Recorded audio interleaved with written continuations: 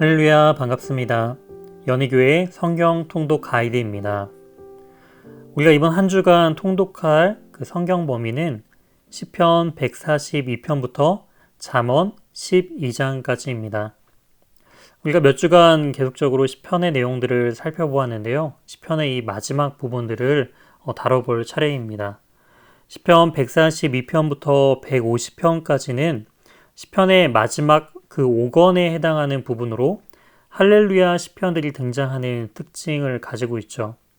또한 다윗의 기도와 찬양을 또한 그 5권의 배치함을 통해서 왕이 없는 상황에서 새로운 다윗, 즉 메시아를 허락하실 것을 간구하고 확신하며 또한 노래하고 있음을 또한 알 수가 있습니다. 그러면은 우리 각 장별로 대략적인 내용들을 함께 살펴보도록 하겠습니다. 시편 142편은 다윗이 사울을 피해 굴에 숨어 있을 때에 기록한 12편입니다. 이때 다윗이 할 수 있었던 것은 기도밖에는 없었습니다. 다윗은 그저 부르짖는 일밖에 할 수 없었지만 사실은 그것이야말로 가장 강력한 무기였죠. 기도야말로 가장 큰 능력임을 또한 이 시편을 통해서 우리에게 말씀해 주고 계십니다. 이어서 시편 143편에서 다윗은 오랫동안 하나님의 응답을 받지 못했습니다. 그래서 다윗은 혹시 자신의 죄 때문에 하나님께서 침묵하시는 것은 아닌지 염려하죠. 하지만 다윗은 이내 다시 기도를 이어갑니다. 옛적에 행하신 그 하나님의 일을 기억하고 다시 주님을 사모하며 주께서 속히 이 다니엘 새로울 길을 알려달라라고 간청하는 그 모습을 볼 수가 있습니다. 시편 144편에서 다윗은 하나님께서 자신에게 순종하는 자들에게는 복과 은혜를 주신다고 고백하고 있습니다. 그리고 주님은 나의 반석, 나의 사랑, 나의 요새, 나의 산성, 나를 건지시느니 나의 방패로 고백합니다. 이러한 고백은 다윗의 그 전 삶을 통해 고백되어지고 있음을 알 수가 있는데요. 우리의 삶 역시도 이렇게 주님을 온전히 고백하는 그러한 인생들이 되어야 한다라는 것을 또한 우리에게 말씀해 주고 계십니다. 이어서 시편 145편은 다윗이 하나님의 성품과 사역을 진실로 노래하는 시입니다. 다윗은 하나님을 날마다 찬양한다고 고백하고 있죠. 왜냐하면 하나님은 크고 위대한 일을 행하시기 때문입니다. 다윗의 찬양처럼 말씀과 기도로 하나님을 알아가고자 할 때 비로소 진실된 찬양을 올려드릴 수 있음을 또한 우리는 이 시편 145편을 통해 알 수가 있습니다. 이어서 시편 146편은 하나님을 의지하라고 소리 높여 노래하는 시입니다. 시인은 사람이 아니라 하나님을 의지하라고 외칩니다. 왜냐하면 인생은 유한하기 때문이죠. 인간은 영원할 수 없습니다. 오직 하나님 한 분만이 영원한 분이시며 만물에게 생명을 주시는 분이시기 때문이죠. 시편 기자의 고백처럼 우리도 사람을 의지하는 것이 아니라 오직 하나님 한 분만을 의지하고 소망해야 함을 또한 우리에게 말씀해 주고 계십니다. 이어서 시편 147편은 하나님을 경외하는 자들을 기뻐하시는 하나님을 말씀하고 있습니다. 하나님은 상심한 자들을 고치시고 그들의 상처를 싸매 주십니다. 하나님을 아는 자들은 그분을 의지하며 담대히 행하죠. 환경을 두려워하지 않고 말씀을 의지하면서 단순하게 살아갑니다. 사람들이 우리를 몰라준다 할지라도 상처받지 마시길 바랍니다.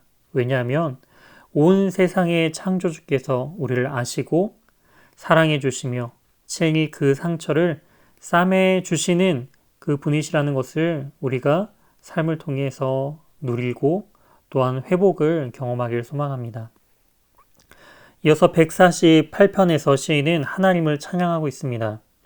일반적으로 우리는 어떠한 이유가 있어야 하나님을 찬양하지만 시편의 기자는 하나님께서 만물을 지으셨고 하나님이 그 뜻을 따라 또한 만물이 존재하기 때문에 하나님의 그 존재 자체로 찬양받기에 합당한 분이시라 말하고 있습니다. 이처럼 우리도 우리의 만족과 유익이 채워질 때만 하나님을 찬양하는 것이 아니라 그 하나님의 존재 자체만으로 그 하나님을 기뻐하며 찬양의 자리로 나아가야 합니다. 이어서 시편 149편은 거룩한 전쟁을 또한 준비하는 노래입니다. 하나님께서 왕이 되셔서 당신의 백성들에게 구원과 승리를 주실 것을 또한 기대하고 있습니다. 시인은 하나님께 겸손한 자를 구원하신다라고 말하고 있죠. 이스라엘은 겸손히 하나님을 의지할 때 아무리 상대가 강해도 승리하지만 교만하여서 하나님을 찾지 않을 때는 여지없이 무너졌음을 우리는 알 수가 있습니다. 이처럼 모든 일에 하나님의 섭리가 있음을 기억하고 끝까지 하나님만 의지하는 것, 그것이야말로 진정한 승리의 길임을 우리에게 말씀해 주고 계십니다. 마지막으로 이 시편 150편은 시편의 결론 부분입니다. 하나님은 능력이 많으신 분이시죠. 모든 것은 하나님의 뜻대로 진행됩니다. 그러므로 우리는 하나님을 의지하고 찬양하는 삶이 가장 풍요롭고 복된 길임을 우리는 깨달아야 합니다. 이처럼 우리의 삶 속에서 시편 기자들처럼 하나님을 찬양하는 그런 복된 우리 모두가 되길 소망합니다. 이어서 그 잠언 1장부터 12장의 내용들을 살펴볼 텐데요. 잠언은 솔로몬, 아굴, 그리고 르무엘 왕, 지혜로운 자 등 이렇게 저술자들이 다양하게 있습니다. 이렇게 다양한 이 저술한 이 잠언들을 히스기야 왕의 신하들은 수집하였고 또한 오늘날 우리가 지금 이 잠언으로서 하나의 책의 형태로 또한 편집한 것을 우리는 알 수가 있죠. 대부분 이 많은 부분이 솔로몬이 기록한 잠언으로 구성되어 있는데요. 잠언을 기록한 목적은 바로 다음 세대들, 이 젊은이들에게 이전 세대들의 삶의 지혜를 또한 가르치고 전하기 위함입니다.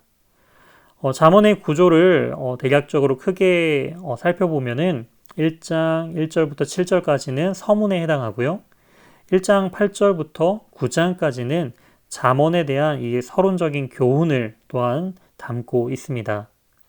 이어서 10장 1절부터 31장 9절까지는 구체적인 그 잠언들에 대한 내용들을 담고 있고요. 마지막 31장 10절부터 마지막 31절까지는 맺는 말로 마무리를 하고 있습니다. 그러면 잠언의 각 장의 내용을 살펴봄을 통해서 잠언이 말하고자 하는 그러한 참된 지혜가 무엇인지를 함께 누리고 깨닫는 복된 시간이 되길 소망합니다. 잠언 1장은 잠언 전체의 서론에 해당합니다. 잠언 저자는 지혜의 왕 솔로몬임을 또한 밝히고 있고요. 잠언을 기록한 목적은 어리석은 자에게 슬기를, 젊은 자에게 지식을 주기 위함이라고 저술 목적을 밝히고 있습니다. 이러한 지식과 슬기는 여호와 경외를 통해서만 이룰 수 있음을 이 잠언 전체를 통해서 우리에게 말씀해 주고 있죠. 잠언은 하나님을 경외함으로 지혜의 말씀을 신중하게 잘 듣는 것이 얼마나 중요한지를 우리에게 또한 말씀해 주고 있습니다. 이어서 잠언 2장에서 계속해서 이 지혜에 관한 이야기를 전해주고 있는데요. 바로 지혜의 소리를 잘 들어야 함을 우리에게 강조해주고 있습니다. 지혜를 잘 들을 때 비로소 생명이 발생하게 됩니다. 그냥 들어서는 안 되고요.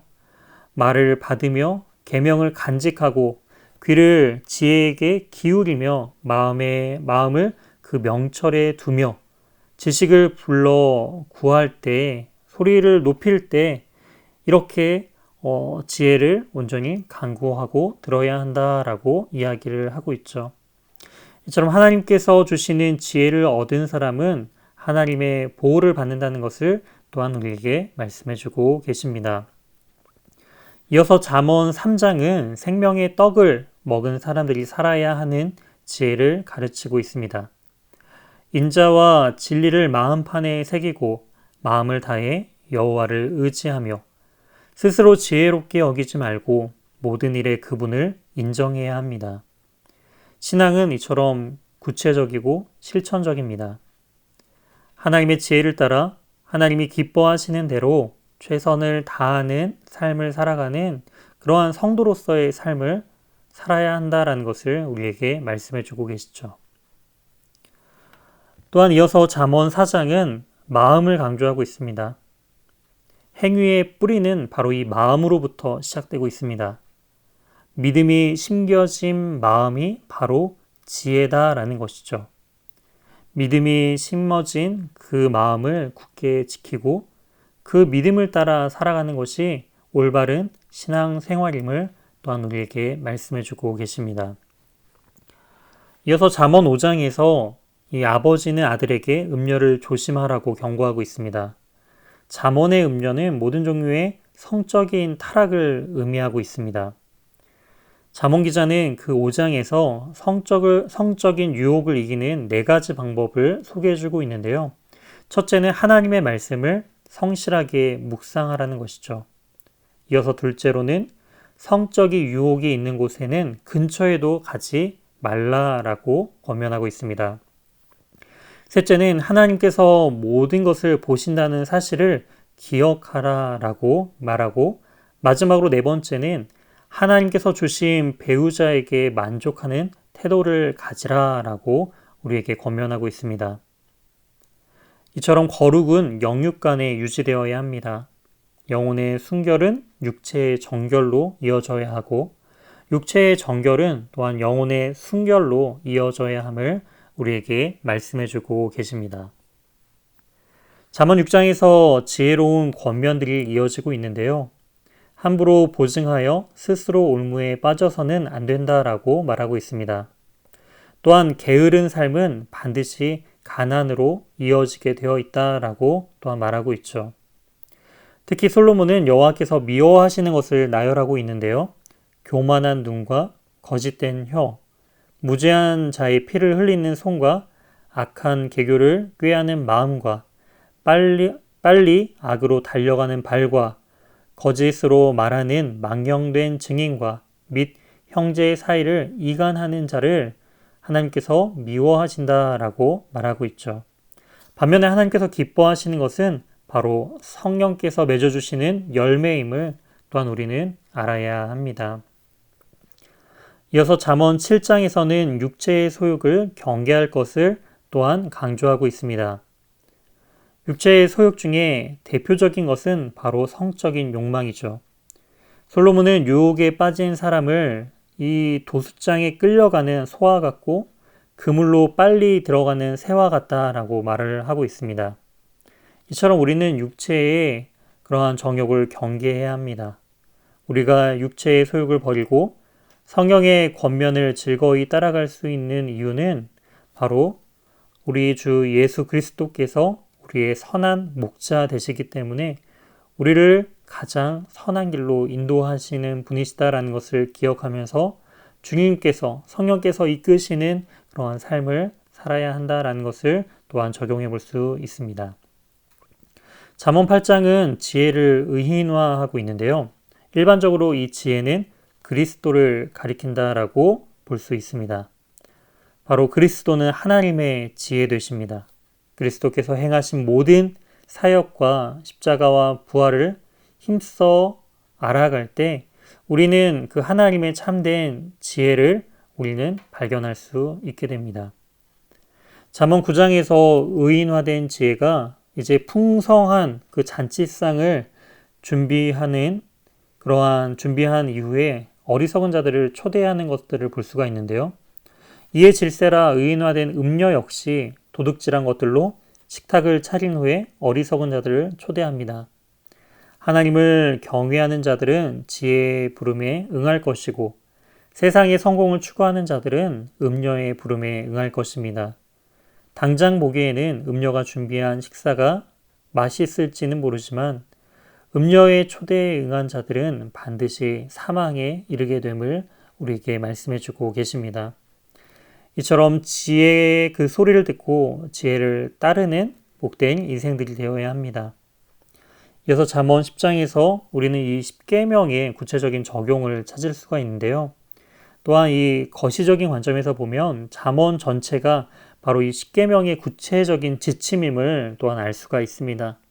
하나님 외에 다른 신을 두지 않는, 즉 하나님을 온전히 경외함으로 지혜롭게 살아가야 함을 우리에게 말씀해주고 계십니다. 잠언 11장에서는 새 사람을 입은 이를 구체적으로 제시하고 있는데요. 새 사람의 삶은 속이지 않고 교만하지 않으며 탐욕스럽지도 않습니다. 악한 말과 험담하며 이웃을 멸시하지도 않죠. 정직하며 마음이 신실하며 공의를 굳게 지키며 가난한 자를 구제하고 선을 간절히 구하는 은혜가 가득한 삶의 모습으로 이렇게 나아가야 함을 또한 우리에게 말씀해 주고 계십니다. 마지막으로 살펴볼 이 잠언 12장을 통해서 처음부터 지혜를 가지고 사람들은 태어나는 것이 아님을 또한 알 수가 있습니다. 지혜를 얻기 위해서는 꾸준한 연단과 때로는 이 훈련의 과정도 필요합니다. 그래서 하나님은 겸손한 태도로 훈계와 책망에 귀를 기울이라라는 것을 또한 말씀해주고 계시죠. 입술을 지키는 자는 생명을 얻지만 입을 크게 벌리는 자는 멸망에 이릅니다. 이처럼 지혜를 따라 행하며 한 주간도 우리의 온전한 지혜 대신 그 예수 그리스도의 참된 복음을 따라 온전한 지혜와 동행하는 복된 인생을 살아가는 우리 귀한 연일교회 모든 성도님들 되시길 주님의 이름으로 소망합니다. 함께 기도하시겠습니다. 하나님 감사합니다.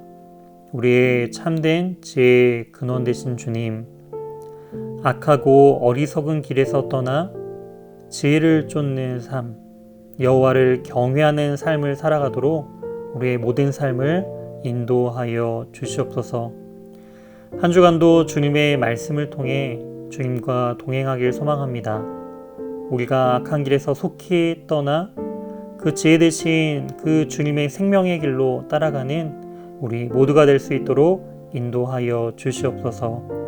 이 모든 말씀 살아계신 예수 그리스도의 이름으로 기도드립니다.